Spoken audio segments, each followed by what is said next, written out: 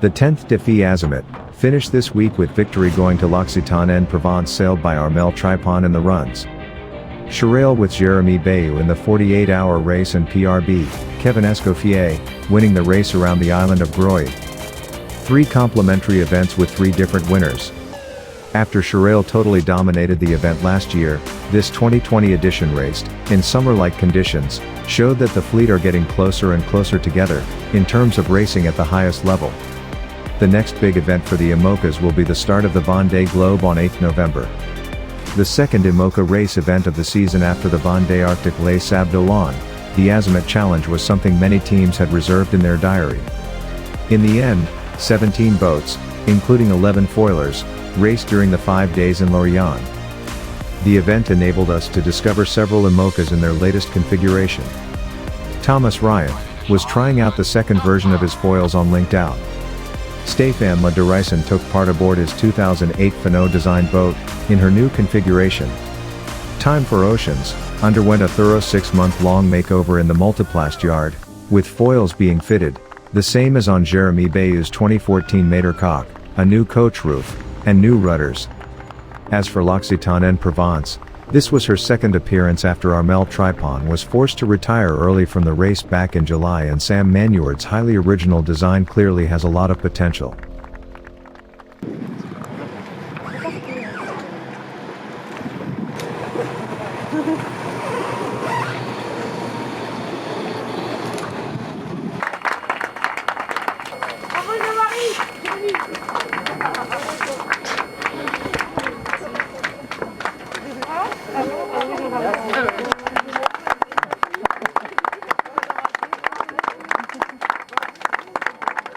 Ah bah c'est sûr, mentalement c'est mieux, c'est mieux de ne pas être en tête pendant tout et puis de finir par gagner, donc ouais voilà, ça va.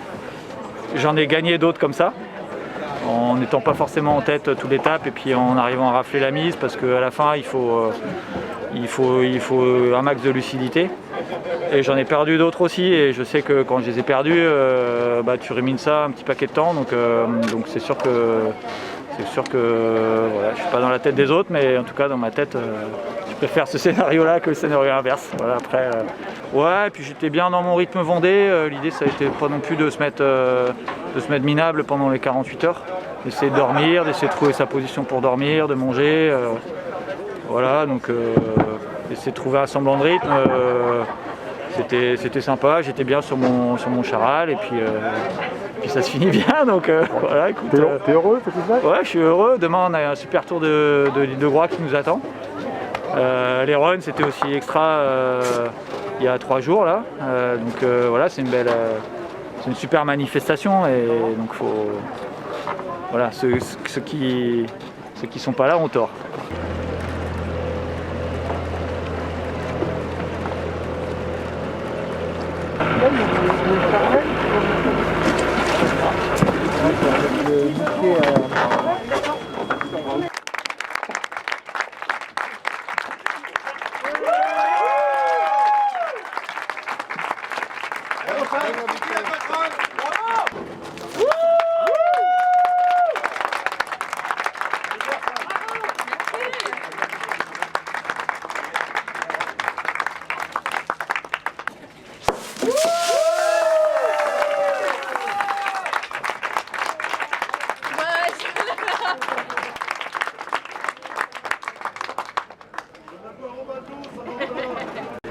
It's as usual a really good race and a great way to set up for the Vendée Globe with a confidence booster, well, especially for me with a result like that. And I wasn't expecting to finish second, and shouldn't have really finished second, but I was still happy with how fast my boat's going compared to the others and the group that I want to be sailing with.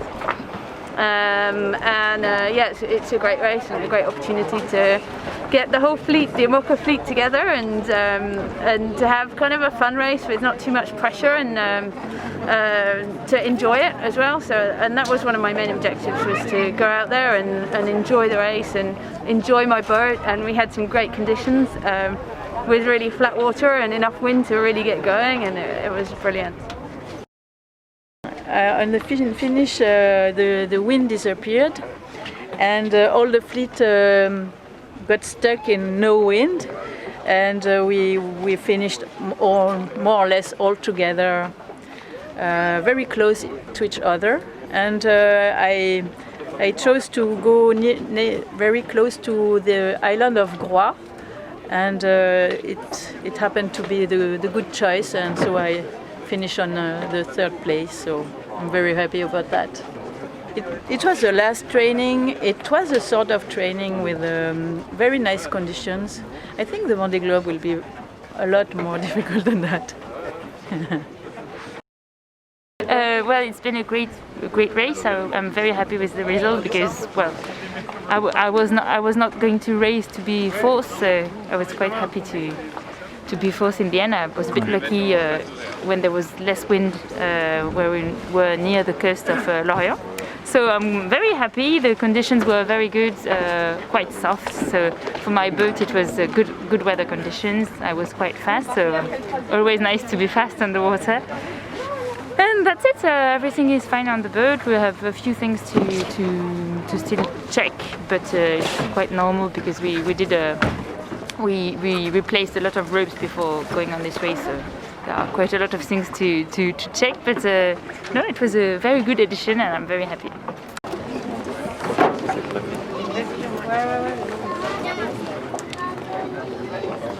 Écoute, on savait qu'on arrivait dans une dorsale, hein, on le savait depuis le début. C'est bien, ça fait du suspense pour la course au moins, quoi. Sportivement, je sais pas si c'est super, mais bon, ça fait du suspense, c'est bien.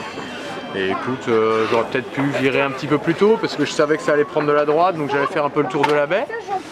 Je suis le premier à enclencher quand je suis au contact avec Apivia quand même. J'y retourne justement en voulant protéger la place avec Initiative et Charal qui avait viré, mais je pensais que j'allais réussir, tu vois, à croiser devant, et ça se joue à 1005 quoi. À 1005-2000, et puis après je suis dans 0 nœud de vent et j'ai regardé passer les bateaux. Franchement, j'y ai mis de l'énergie, j'ai pas mal bossé cette nuit, j'ai beaucoup bossé sur les virements où je fais full matossage à chaque fois, etc. Ce qui est un petit job sur ces bateaux-là. Donc ouais, j'ai fait des belles manœuvres. J'étais pas le bateau le plus rapide au reaching, on l'a vu sur le premier bord. Hein. Le premier bord dans ces conditions-là, avec un vent assez faible, 13-14 nœuds de vent, bah, les bateaux neufs et les foils 2020 vont plus vite que moi, mais j'ai réussi à compenser avec de jolies manœuvres. Je passe à la première bouée, je sais plus, 4, 5 ? Combien je passe ? Je passe avec Arkea, en gros je passe avec Arkea et l'Occitane, donc c'est pas mal. Et puis voilà, donc une belle nuit. Franchement c'est une régate où je me suis vraiment bien amusé, mais là je suis un peu... la fin me rend un peu chafouin. En tout cas je me suis bien éclaté, je me suis donné physiquement, donc ça je suis content. Physiquement je suis bien au point, le bateau n'a rien, ça a bien navigué. J'ai vu que je le savais déjà, dans les petits airs, 13-14 nœuds de vent, j'ai du mal, mais je me fais des super manœuvres. Ça m'a rappelé un peu la Volvo, tu sais, les pinnings en ligne, où t'as Bapa, machin, un peu engagé et tout, c'était vraiment super sympa. C'est comme ça que j'arrive à passer Sam et Isabelle avant la bouée, et Boris. Ils étaient tous les trois un petit peu plus rapides que moi avec leur foil 2020. Voilà, donc non, plein de trucs. Franchement, une régate super jusqu'à il n'y a pas longtemps quoi.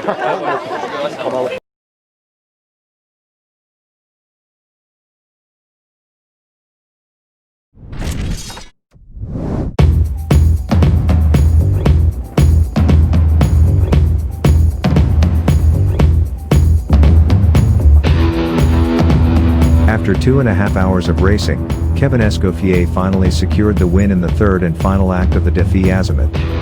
Yet another showstopper, it was also a fantastic battle royal between the different generations of IMOCAs.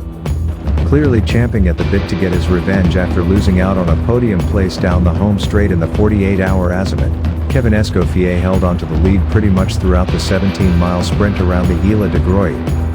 On a course colored by a long upwind beat on the outward leg and a run on the way back, points of sail that are less favorable for the latest foilers, he managed to contain both Apivia, Charlie Dallin, and Maxime Sorel, VNB Mayenne, who completed the podium.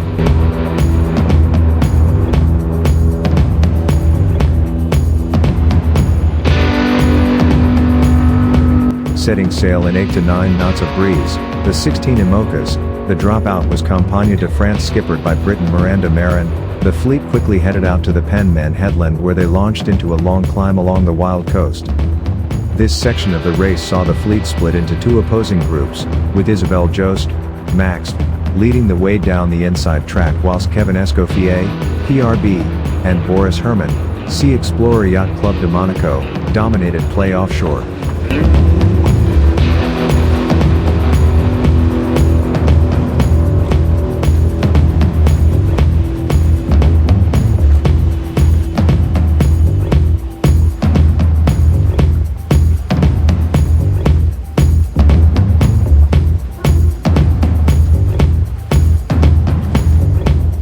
The boats then came back together at the Point des Chats and ultimately it was Boris Herman who was just a fraction ahead at the Edward de Cugy mark.